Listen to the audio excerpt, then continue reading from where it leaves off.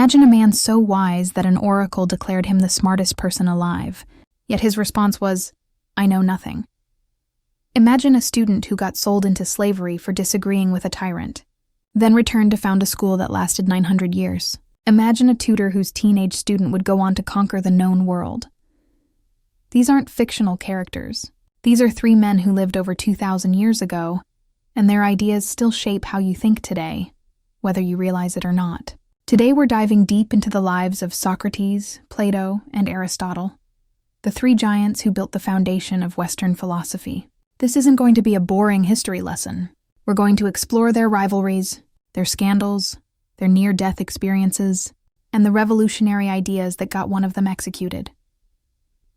Here's something that will blow your mind. The most famous philosopher in history never wrote a single word. Not a book, not a letter, not even a shopping list. Everything we know about Socrates comes from other people, mainly his student Plato, but also a playwright named Aristophanes and a historian named Xenophon. And here's the kicker. They all described him differently. It's like trying to understand someone by only reading their friends' social media posts about them. You get pieces of the truth, but the full picture remains somewhat mysterious. Socrates was born in Athens around 469 BC. His father was a stonemason named Sophroniscus, who carved sculptures. His mother was a midwife named Phaenarete, a detail that becomes crucial to understanding Socrates' philosophy later. The family wasn't wealthy, but they weren't poor either. They were what we might call middle class in ancient Athens. By all accounts, Socrates wasn't conventionally attractive. Ancient sources describe him as having a flat nose, bulging eyes, and a pot-belly. He looked more like a satyr from Greek mythology than a classical Greek hero. But what he lacked in physical beauty, he made up for in charisma, wit, and mind-blowing intelligence. His personality was magnetic. People couldn't help but be drawn to him, even when he was making them uncomfortable with his questions. Picture this: Athens in the 5th century BC. The city is at the height of its power and cultural golden age. The Parthenon gleams on the Acropolis. Markets buzz with activity. Gymnasiums are filled with young men training their bodies and minds. Public squares overflow with citizens debating politics, philosophy, and art. Democracy is still a new experiment, and everyone has an opinion about everything. And there, in the middle of all this intellectual ferment, is this shabby-looking man in the same worn cloak he wears every day. He walks barefoot through the streets, winter and summer. He doesn't run a school or charge fees like the traveling teachers called sophists. Instead, he simply approaches random people and starts asking them questions. Merchants, generals, poets, politicians, craftsmen, anyone really. And these aren't just casual conversations. Socrates has a way of asking questions that turns your entire worldview upside down. In his youth, Socrates tried to follow his father's profession as a sculptor, but he wasn't particularly successful at it. He was much better at sculpting ideas than sculpting stone. He served in the military during the Peloponnesian War, a devastating conflict between Athens and Sparta that lasted from 431 to 404 BC. He fought in several battles and was known for his remarkable physical endurance and courage. At the Battle of Potidaea in 432 BC, he reportedly stood frozen in thought for 24 hours straight, staring at the horizon while contemplating some philosophical problem. The soldiers camped around him were amazed. Here they were, in the middle of a military campaign, and this philosopher was so absorbed in his thoughts that he seemed to forget the world around him. Plato, in his dialogue called the Symposium, describes Socrates as almost superhuman in his resistance to physical discomfort. While other soldiers bundled up against the freezing cold, Socrates walked barefoot on ice and seemed completely unbothered.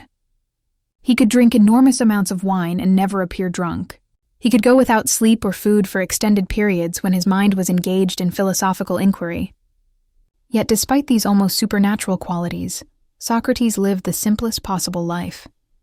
He wore the same shabby cloak, ate basic food, and had no interest in accumulating wealth or possessions.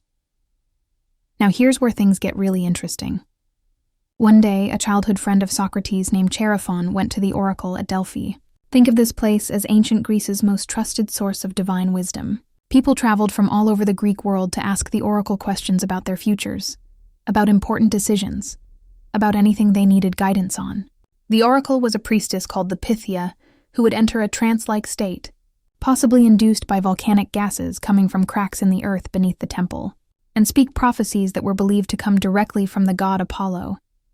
Chaerephon asked the oracle a simple question: is anyone wiser than Socrates? The oracle's answer was definitive: no one. When Chaerephon returned to Athens and told Socrates about this divine proclamation, the philosopher was genuinely puzzled and disturbed. He knew himself well enough to recognize that he wasn't particularly wise. He didn't have special knowledge about the gods, about nature, about the cosmos, or about any of the subjects that other wise men claim to understand. So what could the oracle possibly mean? Socrates decided to solve this riddle by doing what he did best: investigating. He set out to find someone wiser than himself, which would prove the oracle wrong. He started approaching people in Athens who had reputations for wisdom. His first stop was a prominent politician who was widely considered to be very wise and knowledgeable about how to run a state and make good decisions for the people. Socrates engaged this politician in conversation and started asking him questions about justice, about governance, about the nature of good leadership. And as the conversation progressed, something remarkable happened. The politician's confident assertions began to crumble under scrutiny. He contradicted himself. He couldn't define the terms he was using. He made assumptions he couldn't justify. By the end of the conversation, it became clear that this supposedly wise man didn't really understand the things he claimed to know. But here's the crucial part. The politician didn't realize his own ignorance. He still believed he was wise, even after revealing the limits of his knowledge. Socrates had an epiphany. He thought to himself, I am wiser than this man. It is probable that neither of us knows anything important, but he believes he knows something and does not. If I do not know it, do not suppose I know either. In other words, Socrates was wiser not because he knew more, but because he recognized what he didn't know. The politician was trapped in ignorance by his own false confidence. Socrates was free to pursue wisdom because he acknowledged his lack of it. But Socrates didn't stop with one politician. He wanted to be thorough. He approached more politicians, all with similar results. Then he went to the poets, the great writers whose works were performed in theaters and recited at festivals. Surely they possessed some special wisdom to create such moving and powerful art. But when Socrates questioned them about the meaning of their own works, about the nature of beauty and artistic truth, they couldn't explain it. They created beautiful things by inspiration or intuition, but they didn't truly understand what they were doing. And worse, their artistic success made them think they were wise about everything else too, which they clearly weren't. Next, Socrates visited the craftsmen, the skilled workers who made the tools, furniture, weapons, and goods that society needed. These people did possess real knowledge. A carpenter genuinely understood woodworking. A blacksmith truly knew metallurgy. But these craftsmen made the same mistake as the poets.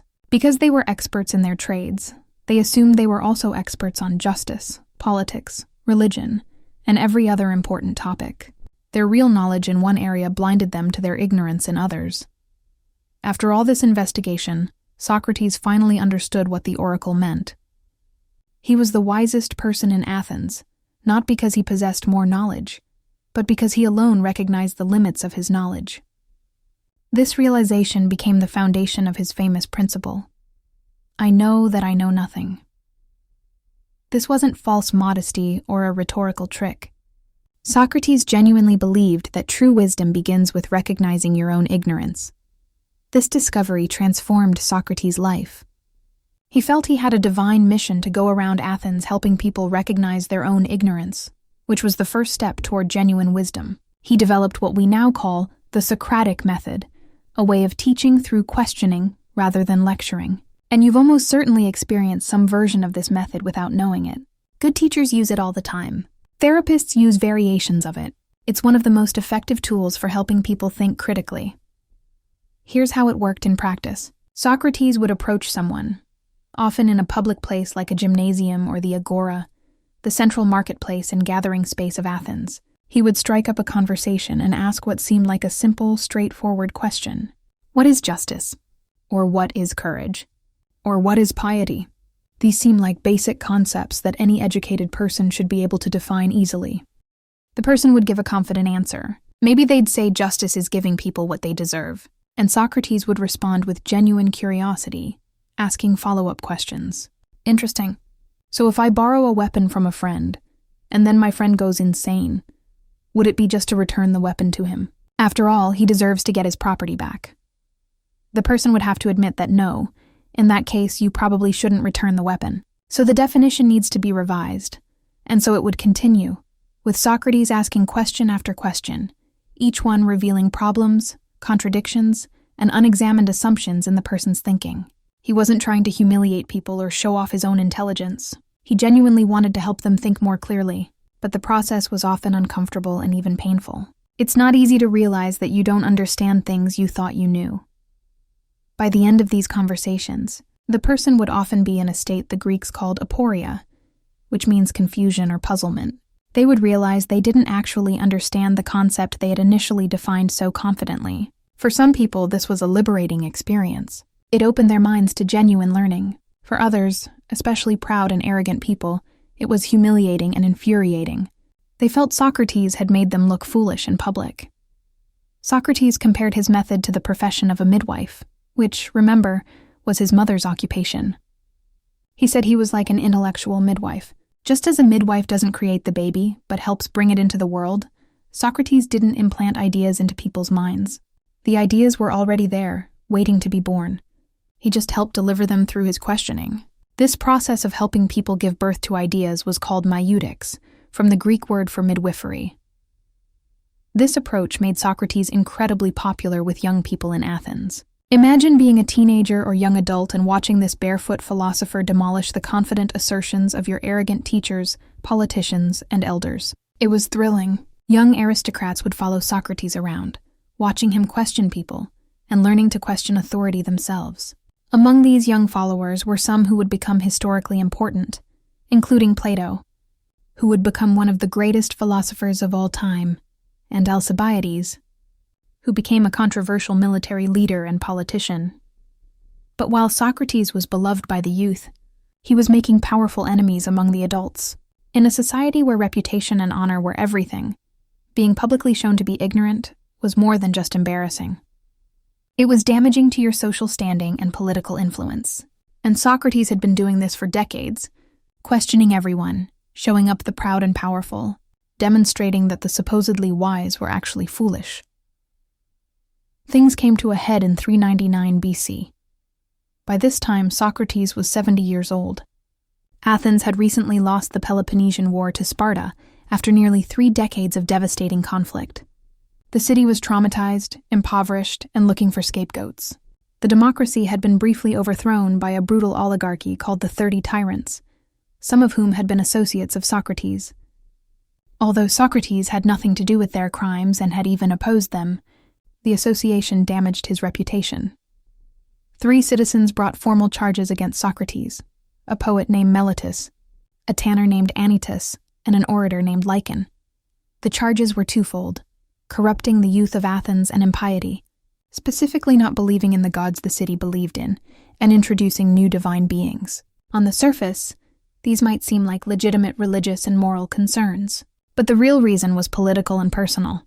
Socrates had been questioning everything for decades, including traditional religious beliefs, traditional morality, and traditional authority. He made people uncomfortable. He made powerful people look foolish, and in a wounded, fearful Athens that made him dangerous. The trial took place in front of a jury of 501 citizens, a massive number designed to prevent bribery or manipulation. In ancient Athens, there were no professional lawyers. Defendants had to speak for themselves. Most people in Socrates' situation would have hired a speechwriter to craft an emotional, persuasive defense. They would have brought their wife and children to the trial to cry and beg for mercy. They would have humbled themselves before the jury and promised to change their ways. Socrates did none of these things.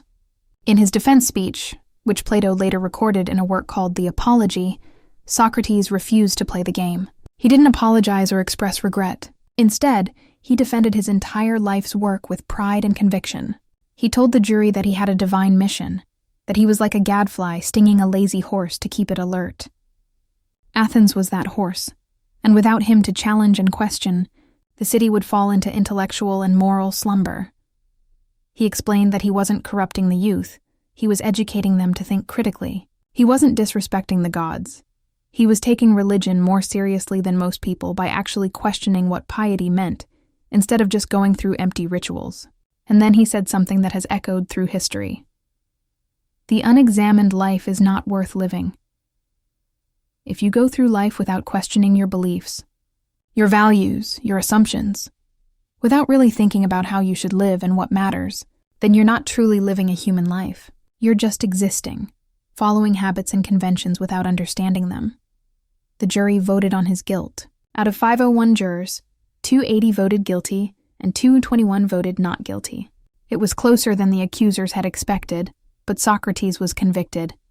Under Athenian law, after a conviction, the prosecution would propose a punishment, and then the defendant could propose an alternative, and the jury would choose between them.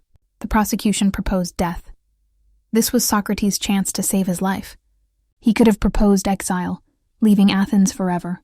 The jury almost certainly would have accepted this. It would solve everyone's problem. Socrates would be gone, and no one would have his blood on their hands.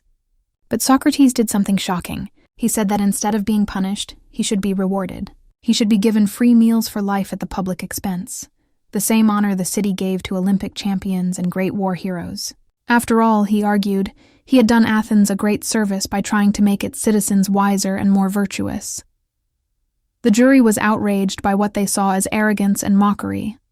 In the final vote on punishment, even more jurors voted for death. Socrates was sentenced to die by drinking hemlock, a poisonous plant that causes paralysis and death. Even after the sentence, Socrates had opportunities to escape.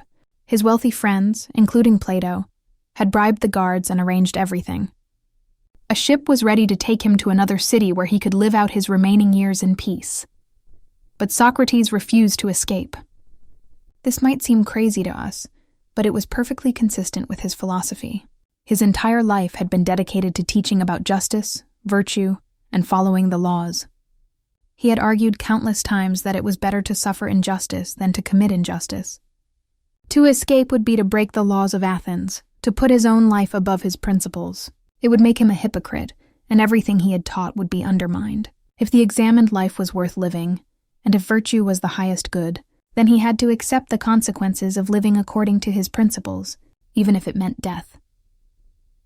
Plato recorded Socrates' final day in a dialogue called Phaedo. According to this account, Socrates spent his last hours discussing philosophy with his friends, debating the immortality of the soul with the same intellectual vigor he had always shown. When the time came, he drank the hemlock calmly and without fear. The poison worked slowly, gradually paralyzing his body from the feet upward. He remained conscious and composed, talking with his friends until the paralysis reached his heart. His last words were strange, and have been debated ever since. Credo, we owe a rooster to Asclepius. Pay the debt and do not neglect it. Asclepius was the god of healing, and people would sacrifice a rooster to him when they recovered from an illness. Some scholars think Socrates was saying that death was a cure for the disease of life, a final philosophical statement. Others think it was simply a reminder about a real debt he owed. Either way, even in his final moment, Socrates was thinking about obligations and doing the right thing.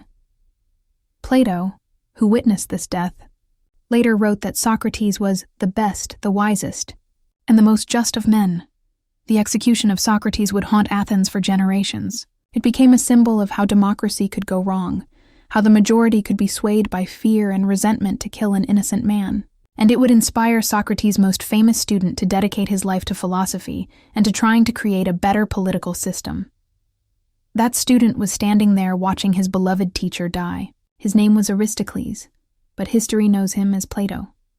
He was born around 428 BC into one of the wealthiest and most aristocratic families in Athens. His father Ariston claimed descent from the ancient kings of Athens. His mother Perictione was related to Solon, one of Athens' greatest lawgivers. This wasn't just a privileged family. This was Athens' elite, connected to the most powerful people in the city.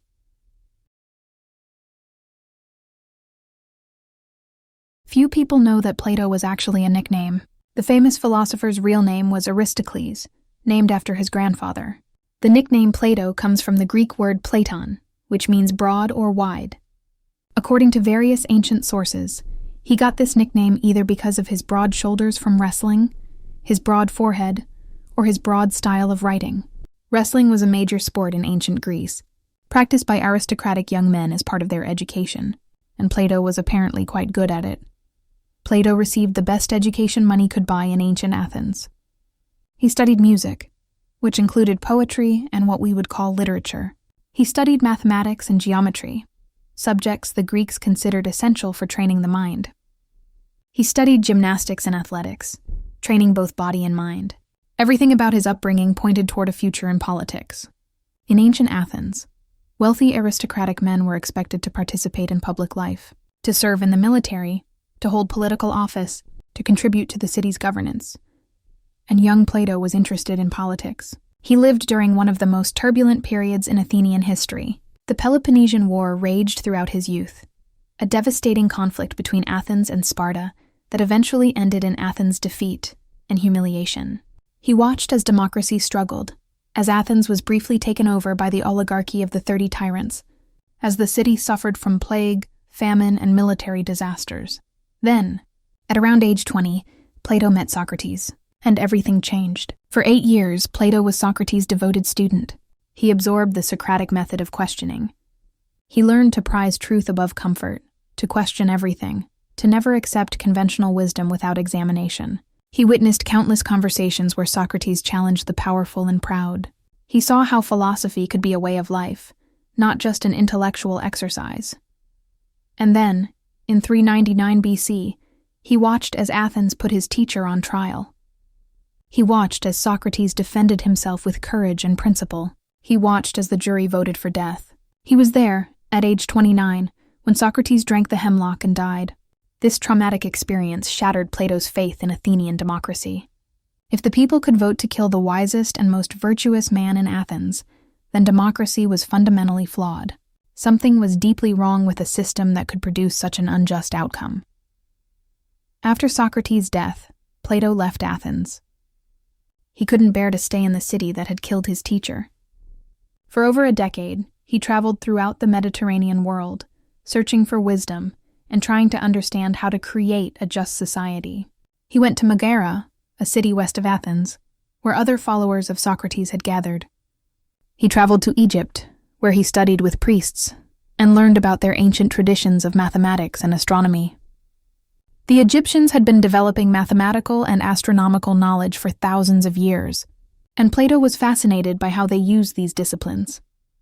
He went to southern Italy, where he sought out the Pythagoreans, followers of the philosopher and mathematician Pythagoras who had died about a century earlier. The Pythagoreans believed that mathematics was the key to understanding the universe, that numbers and geometric relationships revealed the fundamental structure of reality. This idea had a profound influence on Plato's philosophy. He became convinced that abstract, eternal truths existed beyond the changing physical world, and that mathematics provided a glimpse into that realm of perfect truth. Then came the incident that almost cost Plato his life. Around 388 BC, when he was about 40 years old, Plato traveled to Syracuse, a powerful Greek city on the island of Sicily. He had been invited by Dionysius I, the tyrant who ruled the city. Now, Dionysius wasn't interested in philosophy for its own sake. He wanted to use Plato's reputation to legitimize his rule. Having a famous philosopher as an advisor would make him look enlightened and wise, even if he had no intention of actually following philosophical principles. Plato saw an opportunity. What if he could influence this powerful ruler? What if he could turn Dionysius into what he would later call a philosopher king, a ruler who governed according to wisdom and justice rather than personal ambition? It was a noble but naive hope. Dionysius was a brutal tyrant who had seized power through violence and maintained it through fear. He had no interest in justice or virtue. The relationship quickly soured. Plato criticized the tyrant's lifestyle and policies. He suggested that a true ruler should live simply and serve the people rather than indulging in luxury. Dionysius became increasingly irritated with this philosophical guest who seemed to think he was better than the man who held absolute power. The situation deteriorated until, in a fit of rage, Dionysius had Plato arrested and sold into slavery. Think about that for a moment. One of the greatest minds in human history, a man from one of Athens' most aristocratic families, was put on a slave auction block and sold like cattle. It's one of history's most shocking moments. Plato could have died in slavery, forgotten and lost to history. All of his potential, all of the philosophy he would later develop, would have been extinguished. But fortune intervened. A man named Anicetus, who was either a friend or simply someone who recognized Plato, happened to be at the slave market. He bought Plato's freedom and sent him back to Athens. Some sources say Plato's friends had collected money to ransom him, but Anicetus used the money to buy land instead. That land would become the site of Plato's school. You might think Plato would have learned his lesson about trying to advise tyrants. But Plato was nothing if not persistent. He would return to Syracuse 2 more times, in 367 BC and again in 361 BC, trying to influence Dionysius the cat, who had succeeded his father. Both visits were disasters. The second visit was particularly dangerous. Dionysius II was even more paranoid and brutal than his father. He nearly had Plato killed. Plato's friend Dion, who was related to the tyrant, eventually rescued him, though Dion himself would later be assassinated in the power struggles that consumed Syracuse. But between these misadventures in Sicily, Plato did something that would change the course of intellectual history. Around 387 BC, at age 40, he founded a school on the outskirts of Athens. He established it on a piece of land that was sacred to a legendary Athenian hero named Academus, so the school became known as the Academy, named after this hero. The location was beautiful, with gardens, walking paths, and buildings for lectures and discussions. It wasn't just a school. It was a community dedicated to the pursuit of knowledge. And here's something remarkable. Plato charged no tuition. Nothing. In an era when sophists traveled from city to city, charging enormous fees to teach rhetoric and philosophy, Plato believed that knowledge should be freely available to anyone capable of learning. The academy was supported by donations from wealthy patrons and possibly by income from the land itself. Students came from all over Greece to study there. Some stayed for years, living a communal life dedicated to learning. The academy wasn't focused on preparing students for careers or making money. It was dedicated to the pursuit of truth for its own sake. Students studied mathematics extensively, so much so that legend says there was an inscription over the entrance: "Let no one ignorant of geometry enter." They studied astronomy, music theory, philosophy, and dialectic, the art of logical argumentation. They engaged in constant debate and discussion, always questioning, always seeking deeper understanding. The academy would become one of the most important institutions in Western civilization. It continued for over 900 years, making it one of the longest-lasting schools in human history. It survived wars, invasions, and political upheavals. Only in 529 AD did it finally close, when the Roman Emperor Justinian, a Christian, ordered all pagan philosophical schools shut down. 9 centuries. Think about that. Harvard University, by comparison, is less than 400 years old. At the academy, Plato developed the philosophical system that would make him famous. He wrote dialogues, philosophical works written as conversations, usually featuring Socrates as the main character. These weren't just philosophical treatises. They were literature, dramatic and engaging, bringing philosophical ideas to life through character and conversation. Many of these dialogues have survived to the present day, making Plato one of the very few ancient philosophers whose works we can still read in full. Plato's philosophy covered an enormous range of topics: the nature of reality, how we can have knowledge, what makes actions right or wrong, what justice means, how states should be governed, what makes things beautiful, what love is. But the centerpiece of his philosophy was what's called the theory of forms, and it's one of the most influential and mind-bending ideas in the history of thought. Here's the basic idea. Everything you experience with your senses isn't ultimately real. This table, this chair, this tree, your own body, they're all imperfect, temporary, changing things. They come into existence and pass away. They're flawed copies of something more real, more perfect, more eternal. That something is what Plato called forms or ideas. Imagine the perfect circle. Not a circle drawn on paper or on a computer screen, both of which will have tiny imperfections if you look closely enough. Not a circular object like a wheel or a plate, which is only approximately circular and will eventually break or decay. I mean the ideal mathematical concept of a circle, The definition of a circle is all points equidistant from a center. That perfect circle doesn't exist anywhere in the physical world. You can't touch it or see it, but it's more real than any physical circle, because it's eternal, unchanging, and perfect. Every physical circle is just an imperfect copy of that form.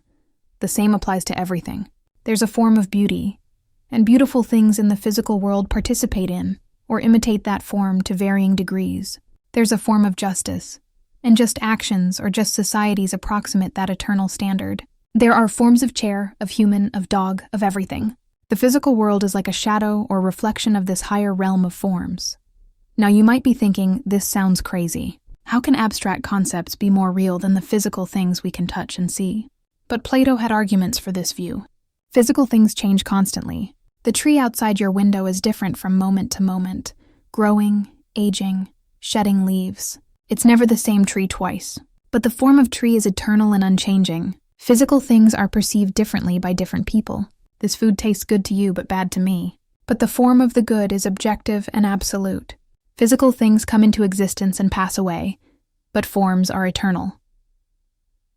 Moreover, Plato argued, when we make judgments about physical things, we're always comparing them to these perfect standards. When we say this circle is imperfect, we're comparing it to the ideal of a perfect circle.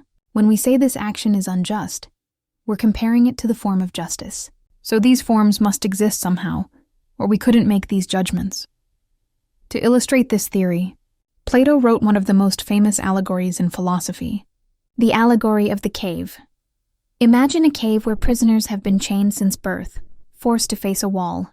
They can't turn their heads or move their bodies. Behind them is a fire, and between the fire and the prisoners, people carry objects that cast shadows on the wall the prisoners are facing.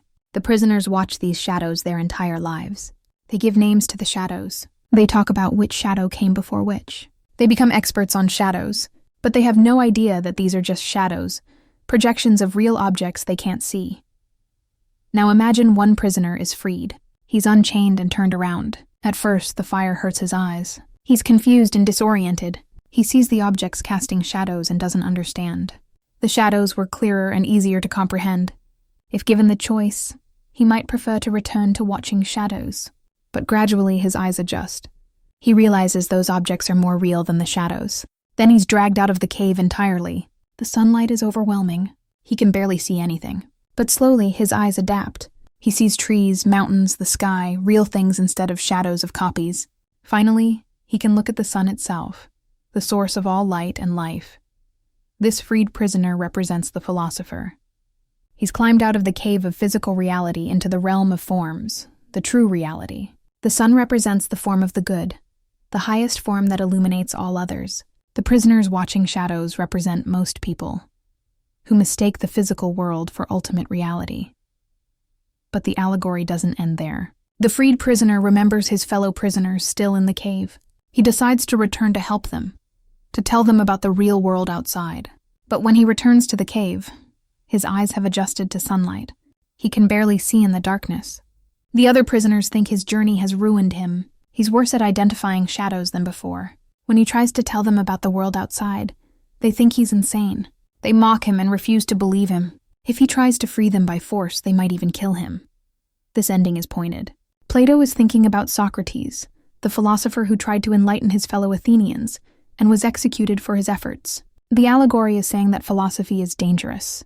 Most people are comfortable with their illusions and will resist, even violently, anyone who tries to take those illusions away. The theory of forms had profound implications for everything Plato thought about. In politics, it meant there were objective standards of justice that didn't depend on popular opinion or cultural traditions. A state could be objectively just or unjust, based on whether it conformed to the form of justice. In ethics, it meant there were objective moral truths, not just subjective preferences or social conventions. In epistemology, the theory of knowledge, it meant true knowledge was knowledge of these eternal forms, not of the changing physical world. Sense perception gave us only opinion and belief, not real knowledge. Only reason could grasp the forms. This might seem like abstract, ivory tower philosophy, but Plato thought it had crucial practical importance. If there are objective truths about justice and the good life, then it matters enormously that we try to discover them. We can't just accept whatever our society happens to believe or whatever makes us feel good. We need to pursue wisdom, to climb out of the cave, no matter how difficult the journey. In his most famous work, The Republic, Plato imagined an ideal state governed according to these philosophical principles.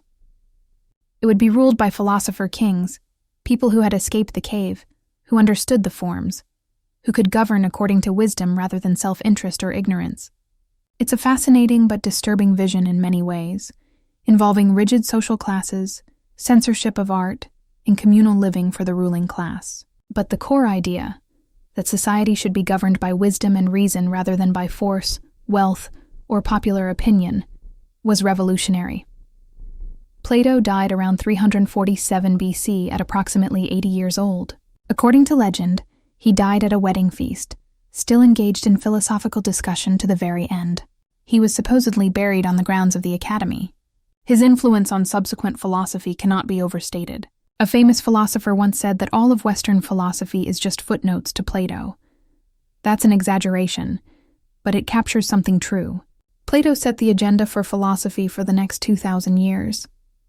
Among the many students who studied at Plato's Academy, one would become almost as influential as his teacher, and in some ways, even more important to the development of science and Western thought. In 367 BC, when Plato was around 60 years old, a 17-year-old student arrived at the Academy from northern Greece. His name was Aristotle. Aristotle was not Athenian. He came from Stagira, a small city in Chalcidice, a region associated with Macedonia. This geographic origin would matter later in his life. His father, Nicomachus, was the court physician to the Macedonian king Amyntas III. This meant Aristotle grew up around royalty and politics, and it gave him a privileged education from childhood. When Nicomachus died, Aristotle was sent to the greatest center of learning in the Greek world, Plato's Academy in Athens. Aristotle would study at the Academy for nearly 20 years, until Plato's death. He was clearly a brilliant student, and ancient sources suggest Plato called him the mind of the school. But despite spending 2 decades learning from Plato, Aristotle developed a philosophical approach radically different from his teachers. Where Plato looked away from the physical world to an abstract realm of forms, Aristotle looked directly at the world around him. Where Plato emphasized mathematics and abstract reasoning, Aristotle emphasized observation and classification of natural phenomena. This fundamental disagreement between teacher and student represents one of the great intellectual splits in Western philosophy. Plato was essentially saying that reality is not what it appears to be, that true reality exists in an abstract realm accessible only through pure thought. Aristotle was saying no, reality is right here in front of us, and we can understand it by carefully observing and studying it. This debate between idealism and empiricism, between rationalism and observation-based science, continues to this day. Ancient sources describe Aristotle's appearance in some detail. He apparently had a thin, slight build with skinny legs. He had small eyes and spoke with a lisp or a slight speech impediment.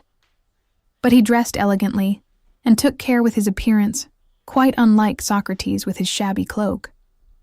He wore rings and styled his hair carefully. He was concerned with making a good impression, which is interesting for a philosopher dedicated to the pursuit of truth. It suggests Aristotle understood that perception matters, that how you present yourself affects how people receive your ideas. When Plato died in 347 BC, the Academy passed not to Aristotle, but to Plato's nephew, Speusippus. This was probably a disappointment for Aristotle. Some scholars think there may have been personal or philosophical tensions. Speusippus wanted to emphasize mathematics even more than Plato had, which didn't align with Aristotle's interests in natural science and observation. Whatever the reason, Aristotle left Athens and began a new phase of his life.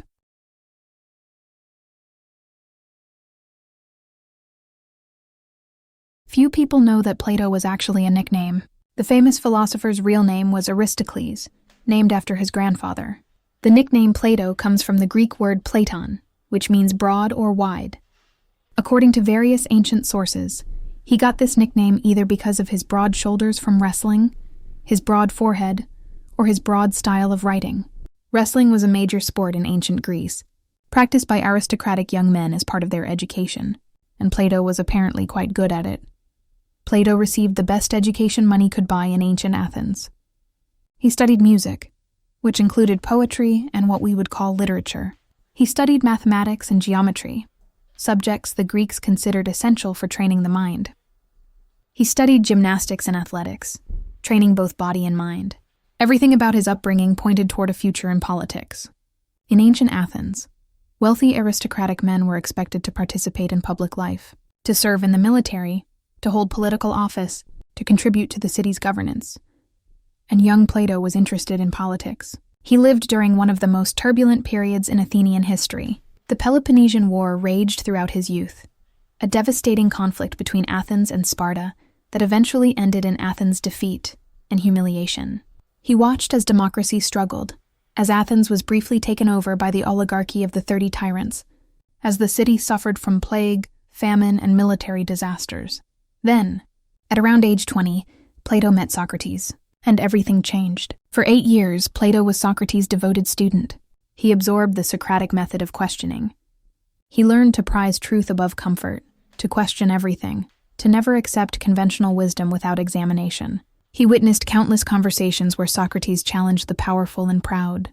He saw how philosophy could be a way of life, not just an intellectual exercise. And then, in 399 BC, he watched as Athens put his teacher on trial. He watched as Socrates defended himself with courage and principle. He watched as the jury voted for death. He was there, at age 29, when Socrates drank the hemlock and died. This traumatic experience shattered Plato's faith in Athenian democracy. If the people could vote to kill the wisest and most virtuous man in Athens, then democracy was fundamentally flawed. Something was deeply wrong with a system that could produce such an unjust outcome. After Socrates' death, Plato left Athens. He couldn't bear to stay in the city that had killed his teacher. For over a decade, he traveled throughout the Mediterranean world, searching for wisdom and trying to understand how to create a just society. He went to Megara, a city west of Athens, where other followers of Socrates had gathered. He traveled to Egypt, where he studied with priests and learned about their ancient traditions of mathematics and astronomy. The Egyptians had been developing mathematical and astronomical knowledge for thousands of years, and Plato was fascinated by how they used these disciplines. He went to southern Italy, where he sought out the Pythagoreans, followers of the philosopher and mathematician Pythagoras who had died about a century earlier. The Pythagoreans believed that mathematics was the key to understanding the universe, that numbers and geometric relationships revealed the fundamental structure of reality. This idea had a profound influence on Plato's philosophy. He became convinced that abstract, eternal truths existed beyond the changing physical world, and that mathematics provided a glimpse into that realm of perfect truth. Then came the incident that almost cost Plato his life. Around 388 BC, when he was about 40 years old, Plato traveled to Syracuse, a powerful Greek city on the island of Sicily. He had been invited by Dionysius I, the tyrant who ruled the city. Now, Dionysius wasn't interested in philosophy for its own sake. He wanted to use Plato's reputation to legitimize his rule. Having a famous philosopher as an advisor would make him look enlightened and wise, even if he had no intention of actually following philosophical principles. Plato saw an opportunity. What if he could influence this powerful ruler? What if he could turn Dionysius into what he would later call a philosopher king, a ruler who governed according to wisdom and justice rather than personal ambition? It was a noble but naive hope. Dionysius was a brutal tyrant who had seized power through violence and maintained it through fear. He had no interest in justice or virtue. The relationship quickly soured. Plato criticized the tyrant's lifestyle and policies. He suggested that a true ruler should live simply and serve the people rather than indulging in luxury. Dionysius became increasingly irritated with this philosophical guest who seemed to think he was better than the man who held absolute power. The situation deteriorated until, in a fit of rage, Dionysius had Plato arrested and sold into slavery. Think about that for a moment. One of the greatest minds in human history, a man from one of Athens' most aristocratic families, was put on a slave auction block and sold like cattle. It's one of history's most shocking moments. Plato could have died in slavery, forgotten and lost to history. All of his potential, all of the philosophy he would later develop, would have been extinguished. But fortune intervened. A man named Anicetus, who was either a friend or simply someone who recognized Plato, happened to be at the slave market. He bought Plato's freedom and sent him back to Athens. Some sources say Plato's friends had collected money to ransom him, but Anicetus used the money to buy land instead. That land would become the site of Plato's school. You might think Plato would have learned his lesson about trying to advise tyrants, but Plato was nothing if not persistent. He would return to Syracuse 2 more times, in 367 BC and again in 361 BC, trying to influence Dionysius the Cat, who had succeeded his father. Both visits were disasters. The second visit was particularly dangerous. Dionysius II was even more paranoid and brutal than his father. He nearly had Plato killed. Plato's friend Dion, who was related to the tyrant, eventually rescued him, though Dion himself would later be assassinated in the power struggles that consumed Syracuse. But between these misadventures in Sicily, Plato did something that would change the course of intellectual history. Around 387 BC, at age 40, he founded a school on the outskirts of Athens. He established it on a piece of land that was sacred to a legendary Athenian hero named Academus, so the school became known as the Academy, named after this hero. The location was beautiful, with gardens, walking paths, and buildings for lectures and discussions. It wasn't just a school. It was a community dedicated to the pursuit of knowledge. And here's something remarkable. Plato charged no tuition. Nothing. In an era when sophists traveled from city to city, charging enormous fees to teach rhetoric and philosophy, Plato believed that knowledge should be freely available to anyone capable of learning. The academy was supported by donations from wealthy patrons and possibly by income from the land itself. Students came from all over Greece to study there. Some stayed for years, living a communal life dedicated to learning. The academy wasn't focused on preparing students for careers or making money. It was dedicated to the pursuit of truth for its own sake. Students studied mathematics extensively, so much so that legend says there was an inscription over the entrance: "Let no one ignorant of geometry enter." They studied astronomy, music theory, philosophy, and dialectic, the art of logical argumentation. They engaged in constant debate and discussion, always questioning, always seeking deeper understanding. The academy would become one of the most important institutions in Western civilization. It continued for over 900 years, making it one of the longest-lasting schools in human history. It survived wars, invasions, and political upheavals. Only in 529 AD did it finally close, when the Roman Emperor Justinian, a Christian, ordered all pagan philosophical schools shut down. 9 centuries. Think about that. Harvard University, by comparison, is less than 400 years old. At the academy, Plato developed the philosophical system that would make him famous. He wrote dialogues, philosophical works written as conversations, usually featuring Socrates as the main character. These weren't just philosophical treatises.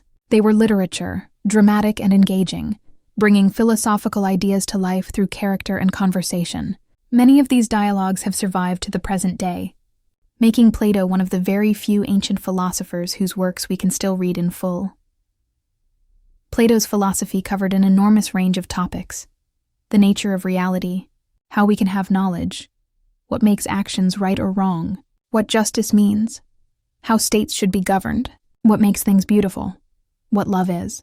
But the centerpiece of his philosophy was what's called the theory of forms, and it's one of the most influential and mind-bending ideas in the history of thought. Here's the basic idea.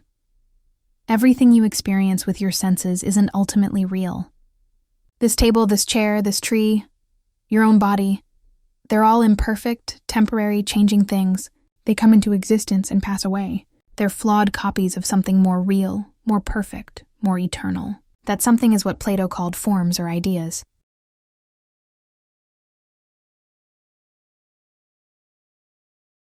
He went to Assos, a city on the coast of Asia Minor, modern-day Turkey, where a ruler named Hermias had established a kind of philosophical community.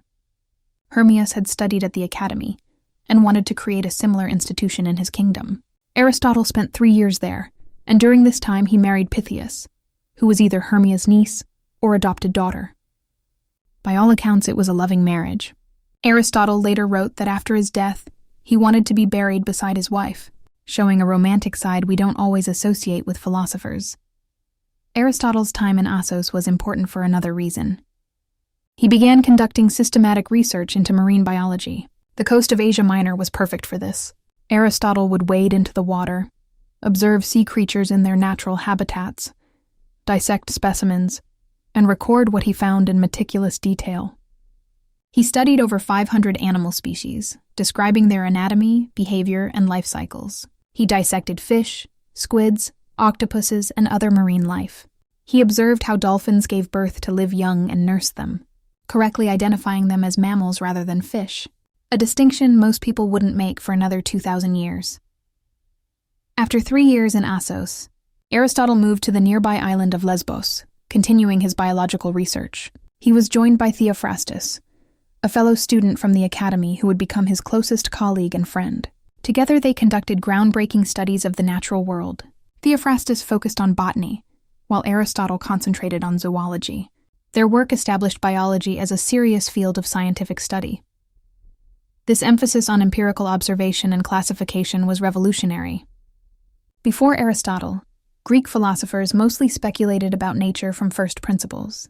They would reason abstractly about what the world must be like based on logical arguments. Aristotle said no. You have to actually look. You have to observe, collect data, compare, and classify. This is the foundation of the scientific method. Aristotle didn't just think about animals.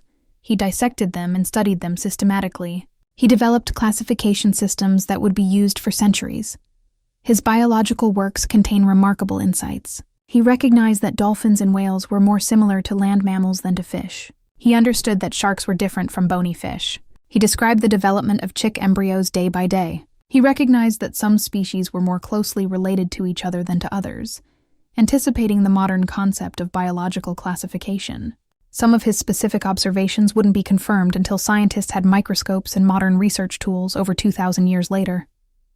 But then, in 343 BC, Aristotle's life took a dramatic turn. He received an invitation from King Philip II of Macedon. The king wanted Aristotle to come to the Macedonian capital of Pella to tutor his 13-year-old son, Alexander. This wasn't just any tutoring job. This was an opportunity to educate the future king of an expanding empire. Why did Philip choose Aristotle? Partly because of Aristotle's growing reputation as a scholar, but also because of Aristotle's family connections. Remember, Aristotle's father had been the royal physician to Philip's father. Aristotle was known to the Macedonian court. He wasn't a random Athenian philosopher. He was someone with personal ties to Macedonia, which mattered because Athens and Macedonia had a complicated, often hostile relationship for 3 years. From 343 to 340 BC, Aristotle served as Alexander's tutor. We don't know exactly what they studied together, but ancient sources suggest Aristotle taught the young prince ethics, politics, literature, and science. He introduced Alexander to Homer's epics, particularly the Iliad, which became Alexander's favorite book. The young conqueror-to-be reportedly carried a copy of the Iliad with him throughout his military campaigns and kept it under his pillow at night. The relationship between teacher and student seems to have been warm, at least initially. The ancient historian Plutarch wrote that Alexander loved Aristotle and regarded him as a father figure, perhaps even more than his actual father Philip. This makes sense. Philip was busy conquering neighboring territories and dealing with complex politics. Aristotle gave Alexander sustained intellectual attention during crucial formative years. But here's what's fascinating and somewhat mysterious. Did Aristotle's teaching actually influence Alexander's later actions as a conqueror?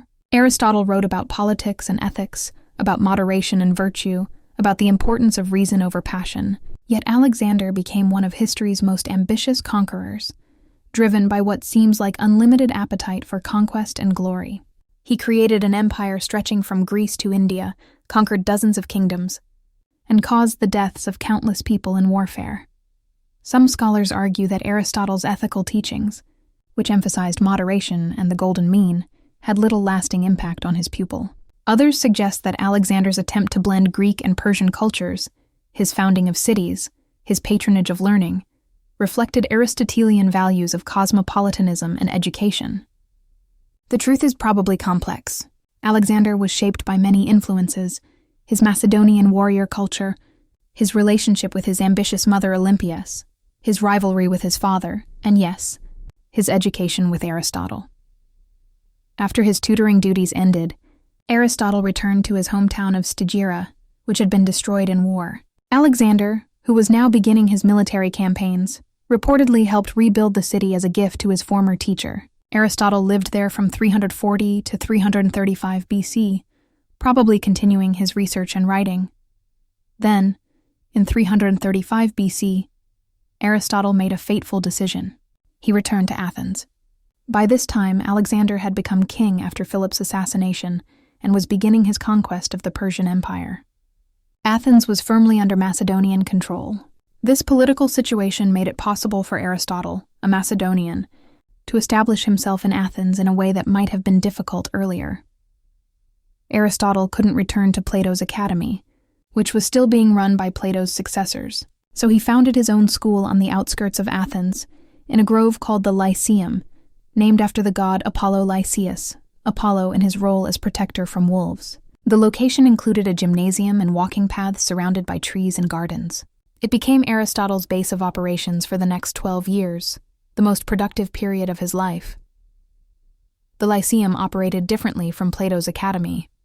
While the academy focused on mathematics and abstract philosophy, the Lyceum emphasized empirical research across all fields of knowledge. Aristotle and his students conducted research in biology, physics, astronomy, meteorology, psychology, politics, ethics, logic, rhetoric, poetry, and more. They collected specimens, conducted dissections, gathered political constitutions from various Greek city-states, compiled data, and organized knowledge systematically. Aristotle's teaching style was also distinctive. He would walk through the gardens and covered walkways of the Lyceum while lecturing and discussing ideas with his students. This is why his followers were called peripatetics, from the Greek word for walking around. The image is wonderful. The great philosopher strolling through gardens with eager students, debating the nature of reality, the causes of motion, the structure of the cosmos, the best form of government, all while enjoying the outdoors. The school also had a more formal side. Aristotle gave public lectures on popular topics like rhetoric and politics, which anyone could attend, but he also gave more technical lectures on difficult subjects like physics and metaphysics, reserved for advanced students. He built up a substantial library, one of the first significant libraries in the Greek world, collecting manuscripts and documents for research. During these years at the Lyceum, Aristotle either wrote or finalized most of the works that have come down to us. These weren't polished dialogues like Plato's. They were more like lecture notes or treatises, dense and technical, meant for serious students rather than general readers. They cover a staggering range of topics. Let me give you just a sample. In logic, Aristotle basically invented the field as a systematic discipline. He developed formal logic, including the syllogism, a method of deductive reasoning. For example, all humans are mortal. Socrates is human, therefore Socrates is mortal. This seems obvious, but Aristotle was the first to analyze the structure of such arguments systematically. His logical works would be the standard textbooks on logic for over 2,000 years. In physics, Aristotle wrote about motion, change, causation, time, and space. Some of his physics was wrong by modern standards. He thought heavier objects fall faster than light ones, which Galileo would later disprove. He thought the natural state of objects was rest, not constant motion, which Newton's laws would overturn. But his physics raised the right questions and provided a framework that dominated scientific thinking until the Renaissance. In biology, as we've discussed, Aristotle was far ahead of his time. His observations were acute, his classifications were sophisticated, and his comparative anatomy was groundbreaking. Charles Darwin, the father of evolutionary theory, called Aristotle and the Swedish naturalist Linnaeus his two gods, then added that they were mere schoolboys compared to old Aristotle. That's high praise from someone who revolutionized biology himself.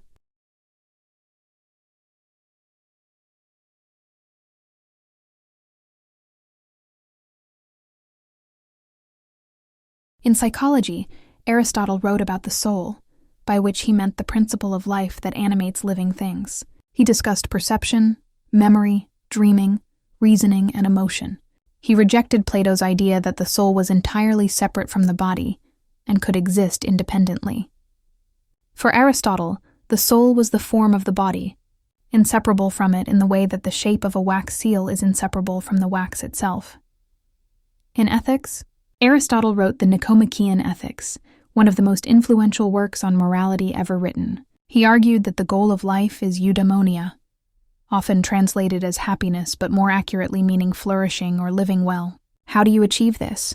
By developing virtues, excellent character traits like courage, generosity, honesty, and practical wisdom. Virtue lies in a mean between extremes. Courage is the mean between cowardice and recklessness. Generosity is the mean between stinginess and wastefulness.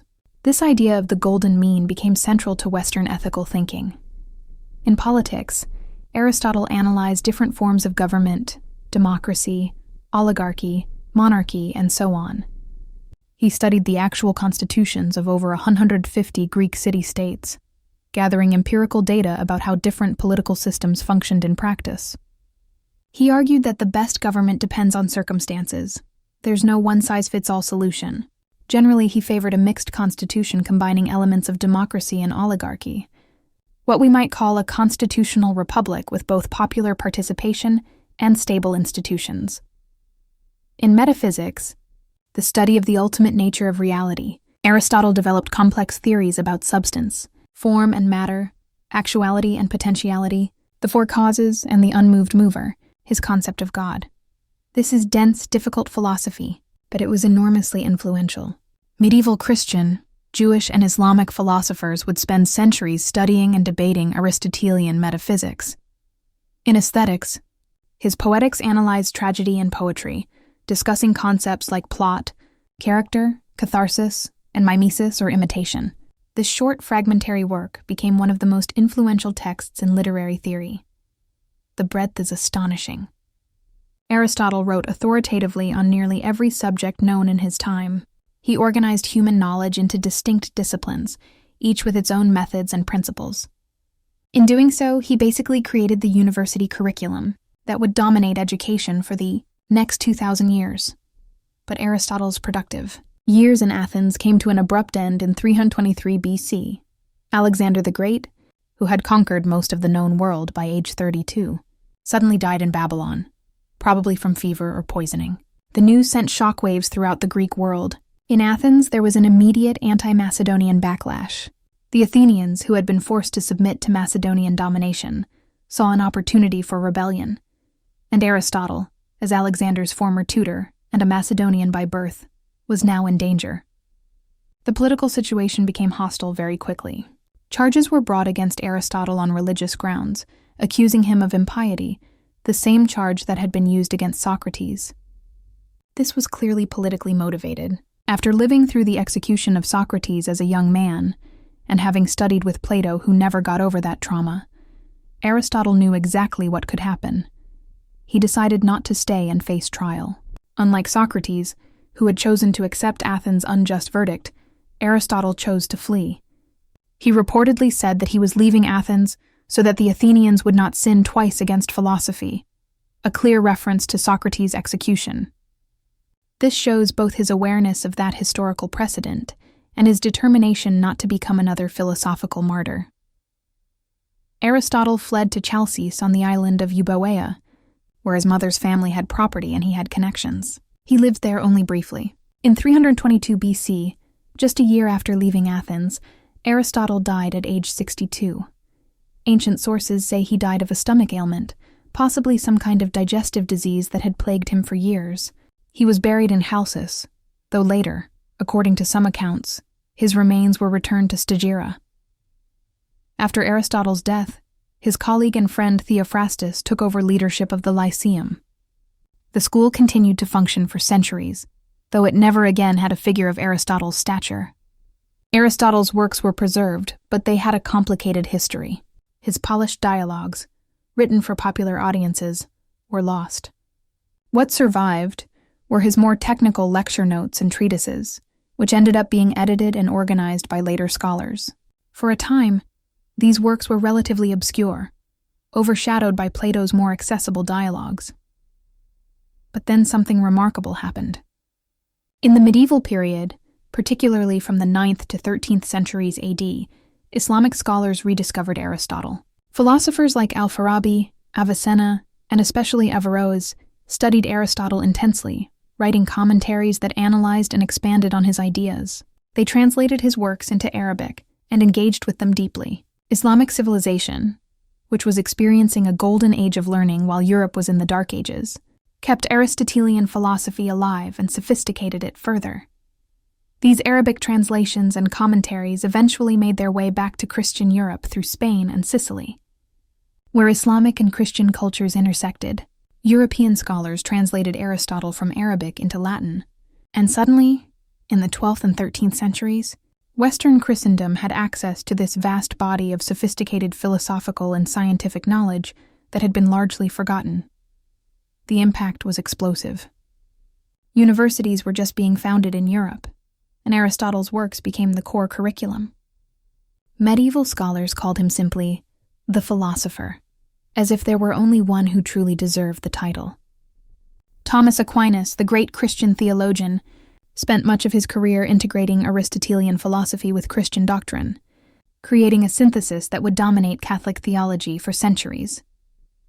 But Aristotle's influence went beyond philosophy and theology.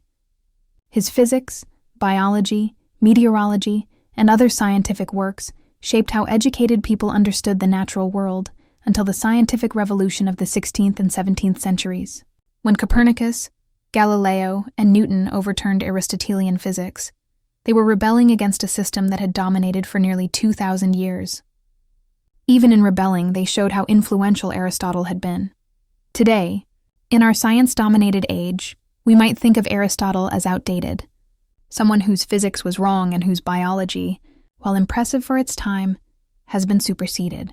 But that misses his real significance. Aristotle taught the Western world how to think systematically, how to observe carefully, how to classify and organize knowledge, how to argue rigorously. The scientific method itself, with its emphasis on observation, hypothesis, and logical reasoning, owes a debt to Aristotle's approach, even if his specific conclusions have been overturned. So now we've met all three. Socrates, who taught us to question everything, Plato, who taught us to think abstractly about ideals and forms, and Aristotle, who taught us to observe the world systematically and organize our knowledge. Three men, teacher-student and student-student, forming a chain that built the foundation of Western philosophy and science. But what's remarkable isn't just what each of them accomplished individually. It's the way they built on each other while also disagreeing fundamentally. Socrates questioned the conventional wisdom of Athens, showing that most people didn't truly understand what they claimed to know. Plato took that skepticism about the physical world and developed a complete philosophical system based on abstract forms, eternal truths accessible only through reason. Aristotle respected both predecessors but rejected Plato's theory, insisting that reality is right, here in the physical world, and we can understand it through observation and logic.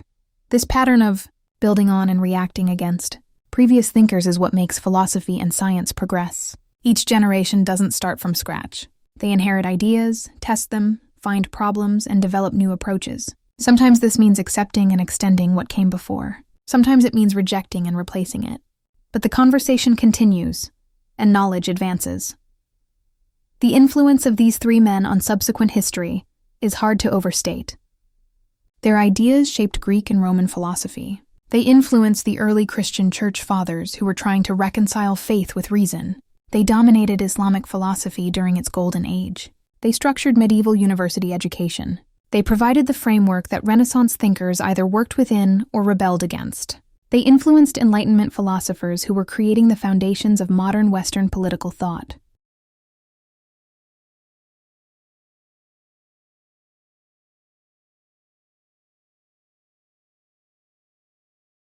Even today, even if you've never studied philosophy, these three men have shaped how you think. When you question authority or ask for reasons instead of just accepting what you're told, that's Socratic. When you think about ideals like perfect justice or perfect beauty, even though nothing in the world fully embodies them, that's Platonic. When you observe the world carefully, classify things into categories, and try to understand cause and effect, that's Aristotelian. The questions they asked are still our questions. What is justice? What is the good life? How should society be organized? What is real? How can we have knowledge? What is virtue? What makes actions right or wrong? These aren't just abstract philosophical puzzles. These are questions that affect how we live, how we organize our societies, how we treat each other, what we value and pursue. And here's what's inspiring about their lives, beyond just their ideas. All three of them faced serious adversity. Socrates was executed for his beliefs. Plato was sold into slavery and nearly died. Aristotle had to flee for his life. Yet all three remained committed to the pursuit of truth in the examined life. They believed that understanding reality and living virtuously mattered more than comfort, safety, or popular approval. Socrates could have escaped execution, but chose to accept death rather than betray his principles. Plato could have given up on philosophy after watching his teacher die, and after his own near-death experience in Sicily. But instead he founded the academy and taught for 4 decades. Aristotle could have stayed safely away from Athens, but he returned to found the Lyceum and continue his research despite the political dangers. They prove something important, that ideas matter, that the pursuit of truth and wisdom is worth dedicating your life to, even when it's difficult or dangerous. In an age that often seems dominated by superficiality, by sound bites and social media, by the pursuit of wealth and status, these 3 men remind us that the deepest questions are the ones worth asking, that living an examined life matters, that knowledge and virtue are goods worth pursuing for their own sake. Their legacy continues in every university, every scientific laboratory, every courtroom where people argue about justice, every person who stops to question their assumptions and think critically about their beliefs. Socrates lives every time someone asks why, instead of just accepting conventional wisdom. Plato lives every time someone argues for ideals and principles over pragmatic compromise. Aristotle lives every time someone observes the world carefully and tries to understand it through reason and evidence. 2,400 years have passed since these 3 men walked the streets of Athens, taught their students, and developed the ideas that would change the world. Empires have risen and fallen. Technologies that would seem like magic to them have been invented. The world they knew has vanished. But their ideas remain, still vital, still challenging, still relevant. That's the power of philosophy. That's the power of ideas. They can outlive empires and reshape civilizations.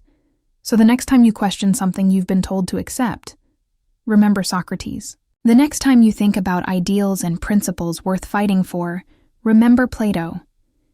The next time you observe the world carefully and try to understand it through reason, remember Aristotle.